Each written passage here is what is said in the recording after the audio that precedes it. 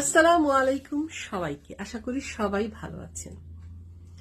আমাদের এই জীবনে বন্ধু বান্ধব আত্মীয় স্বজন অনেকের সাথে আমাদের ইন্টারঅ্যাক্ট হয়। অনেকে আছে আমাদের সাথে খারাপ ব্যবহার করে, অনেক ভুল ত্রুটি আছে তাদের। তখন কি করতে হবে? তাদেরকে সরিয়ে ফেলতে হবে? তাদের কাছ থেকে দূরে সরতে হবে?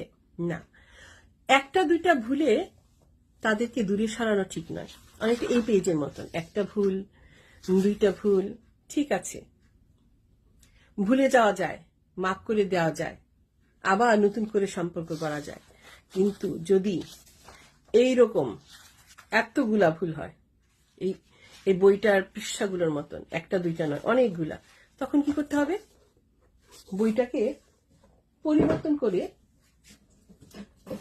আরেকটা বই পড়া শুরু করতে হবে।